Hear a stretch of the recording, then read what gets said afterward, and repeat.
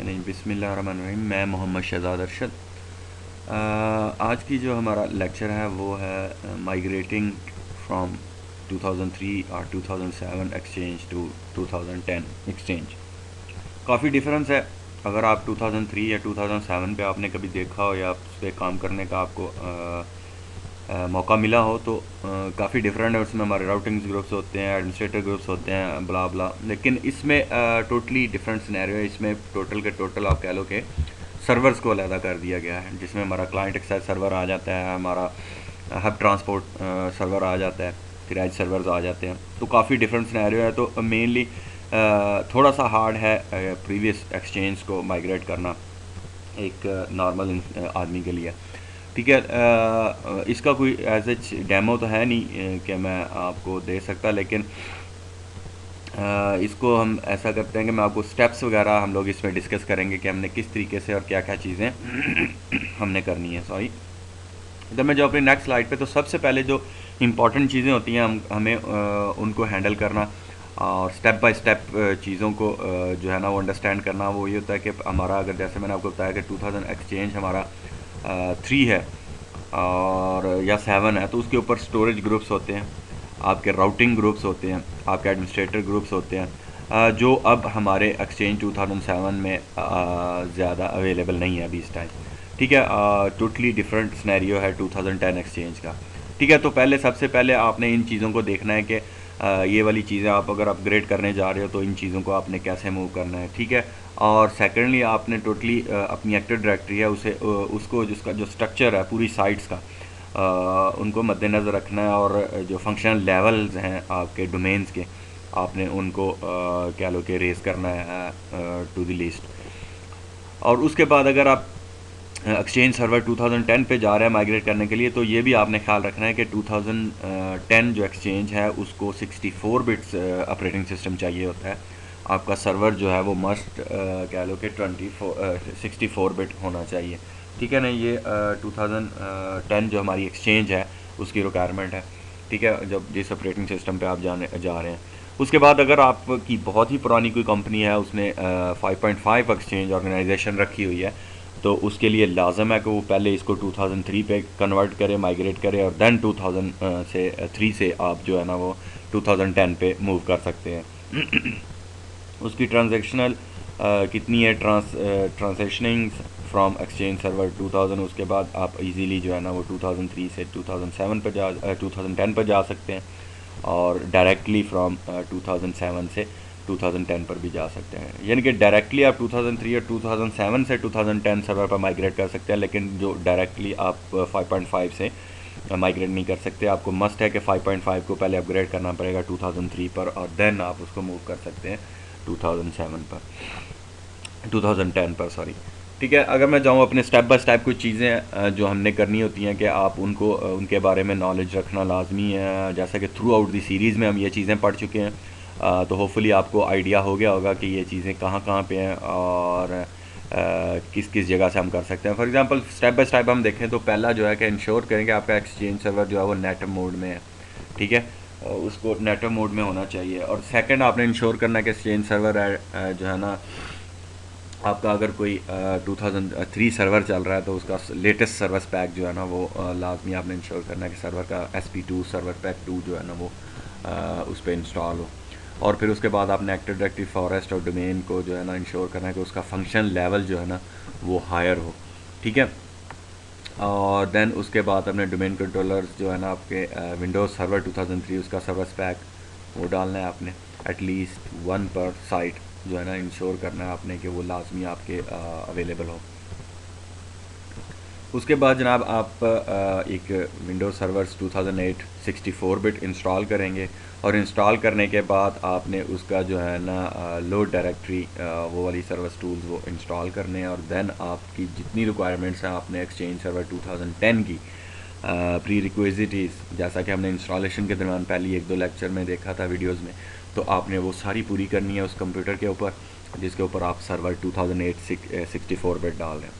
Then आपने server run करना है वहाँ पे, उसका सेटअप, उसका स्कीमा अपग्रेड करना है, और फॉरेस्ट और डोमेन को आपने प्रिपेयर करना है अपनी इंस्टॉलेशन के लिए। और ड्यूरिंग दिस इंस्टॉलेशन आपने LSP जो है ना उसको डिसेबल कर देना है, जो आपका लिंक स्टेट प्रोटोकॉल है, देन आप इसको मूव कर सकेंगे। उसके बाद आप अपने कह लो कि क्लाइंट्स एक्सेस सर्वर्स को इंस्टॉल करें, जैसा कि आपने डिज़ाइन की हुई है उसके हिसाब से आप कर सकते हैं, क्योंकि क्लाइंट एक्सेस सर्वर जैसा हमने देखा कि ये इंपॉर्टेंट है। आपके 2000 एक्सचेंज में नया सिनेरियो है, 2003 में भी नहीं है, 2004 में भी नहीं है, 7 में भी नहीं है एक्सचेंज में, ठीक है।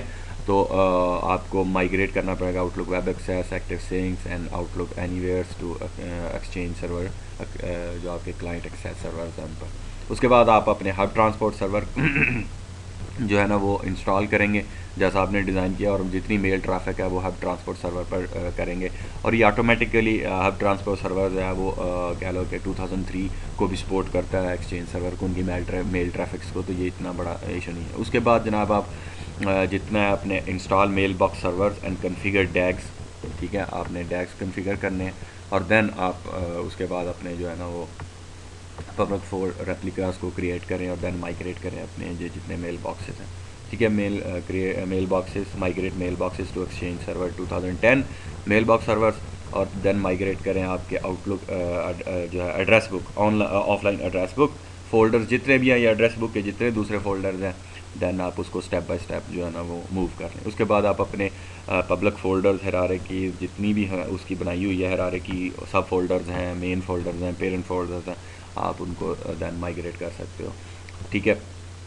अब उसके बाद migrate public folder replicas to Exchange 2010 public folder server delete. इसके बाद माइग्रेट करने के बाद अक्सर लोग जो होते हैं वो डिलीट नहीं करते, आपके जो रिमेनिंग चीज़ें रह गई हैं 2003 सर्वर के ऊपर आपने उन सब को डिलीट कर देना है ताकि वो कोई मैसअप ना कर सके हमारे।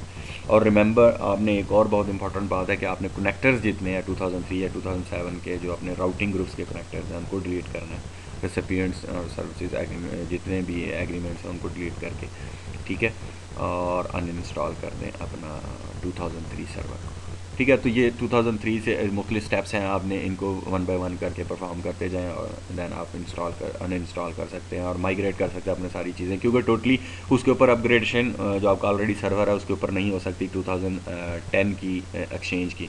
आपको अलग से मशीन तैयार करनी पड़ेगी उस 2008 की और 64 बिट एडिशन, उसके ऊपर 1 बाय 1 चीज़ें डालना पड़ेंगी, देन स्टेप बाय स्टेप एक एक पीस को उठाकर आप मूव करेंगे 2003 या 2007 एक्सचेंज से। और अमूमन ये भी होता है कि अक्सर लोग जब ये काम सर अंजाम देने लगते हैं या काम करने लगते हैं तो वो बैकअप नहीं लेते। आप 2003 सर्वर्स का पूरी मशीन का बैकअप लेके लाजमी रखें, इन केस दरमियान में कोई मैसअप होता है आपको वापस 0 पॉइंट पे आना पड़ता है, तो देन आपके लिए आसानी होगी। अदरवाइज़ आप किसी कंपनी का ऑन रनिंग कंपनी का तजर्बे पे तो कर सकते हैं, ठीक है, लेकिन ऑन रनिंग कंपनी जो है उसका डाटा लॉस हो गया तो वो एक मुश्किल पेश आ सकती है आपको, ठीक है। तो पहले आप सारा अपना आपको सिक्योर करें, उसके बैकअप्स लें और देन आप उसके ऊपर जो है ना वो करना शुरू करें, ठीक है। अलहदा से मशीन तैयार करें, मशीन तैयार करने के बाद उसके ऊपर अपना देख लें उसकी रिक्वायरमेंट्स क्या हैं, तो उसको प्रॉपर तैयार करें। जो 2010 की प्री रिक्वेजिटीज़ हैं, जितनी रिक्वायर्ड चीज़ें हैं या टूल्स हैं वो आपने उसके ऊपर डालने हैं, देन आपने माइग्रेट करनी है चीज़ें 1 बाय 1, ठीक है। तो ये था 2003 से हमारा 2010 की तरफ। 2007 पे भी जाएं तो मिलता जुलता है, कोई इतना नहीं है, लेकिन 2-4 चीज़ें जो कह रहा हूँ कि इंश्योर आपका जो है ना Exchange server at Exchange server 2003 service pack उसका जो है ना वो सर्विस पैक 2 होना चाहिए, ठीक है जी। सेकेंडली आपका एक्टिव डायरेक्टरी फंक्शन लेवल जैसा पिछले हमने किया उसको रेज़ करना है आपने, क्रिएट वही उसी तरह आपका जो है ना वो एक मशीन तैयार करनी है, अलग से सेटअप स्कीमा उसकी फॉरेस्ट और डोमेन और लिंक स्टेट को डाउन करना है, इनको आपने प्रिपेयर करना है। उसके बाद क्लाइंट एक्सेस सर्वर करने हैं और इसी तरह हब ट्रांसपोर्ट सर्वर्स, और देन आप कन्फिगर उसको डैग्स बनाकर उनके जो पब्लिक फोल्डर्स हैं उनका रेप्लिका बनाकर देन माइग्रेट करते जाएँ 1 बाय 1, और एंड में आके इसी तरह आपने डिलीट कर देना 2007 को, अनइंस्टॉल कर देना, सॉरी डिलीट नहीं करना, अनइंस्टॉल कर देना 2007 सर्वर्स जितने भी आपके ऑर्गेनाइजेशन में लगे हुए हैं, ठीक है। तो ये चंद एक स्टेप्स हैं जिनको आपने 1 बाय 1 फॉलो करते हुए माइग्रेट कर सकते हैं अपनी चीज़ों को, और देन इजीली आपका क्या कह लें कि 2000 सर्वर जो है 10 वो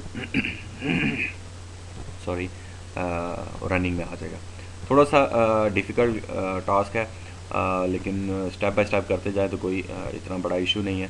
और क्योंकि ये टोटली हमारा 2003 2007 टोटली डिफरेंट चीज़ें हैं, और ये एक नया 2010 जो है ना टोटली डिफरेंट कर दिया माइक्रोसॉफ्ट ने। न्यू प्रोडक्ट है, इसमें सिनेरियोज कॉन्सेप्ट सारे चेंज कर दिए। वहाँ पे कनेक्टर्स थे, एडमिनिस्ट्रेटर राउटिंग ग्रुप्स थे, जो एडमिनिस्ट्रेटर ग्रुप्स थे, तो यहाँ पे ऐसा कोई चक्कर नहीं है। इधर 2010 में सिर्फ आप कह लो कि मुख्तलिफ सर्वर्स को, लेवल्स को, उन्होंने रोल्स जितने हैं उनको अलहदा कर दिया। ठीक है, तो उन रोल्स का बल्कि अगर आप लोगों में से किसी को काम करने का मौका मिला हो 2003 या 7 पे, मुझे तो मिला, लेकिन मेरे पॉइंट ऑफ व्यू से अगर मैं देखें तो 2010 जो है बहुत ही आसान कर दिया उन्होंने। वहाँ पे एडमिनिस्ट्रेशन करना, कॉन्फ़िगरेशन करना 2003 2007 पे ज़रा मुश्किल था, लेकिन 2010 पे कॉन्फ़िगरेशन करना, एडमिनिस्ट्रेशन करना कोई इतना मुश्किल नहीं है। बस क्लिकिंग है, और कह लो कि इतना हार्ड नहीं है, इजीली अंडरस्टैंडेबल है, और ज़्यादा कोई नहीं है। थोड़ी सी कमांड्स शामिल हुई हैं, जैसे पावर शेल्स की हैं, दैन अपनी फीचर्स को ऐड करना है तो उसमें आके कमांड्स का थोड़ा सा आ जाता है। अदरवाइज़ टोटली मज़े का है जो 2010 है हमारा। ठीक है जी, ये तो माइग्रेशन से रिलेटेड थी हमारी वीडियो। तो इंशाल्लाह मिलते हैं। अपना ख्याल रखें, अपने बहन भाइयों का, अजीज़ों का, अरब का मुझे दुआ में याद रखें। अल्लाह हाफ़िज़।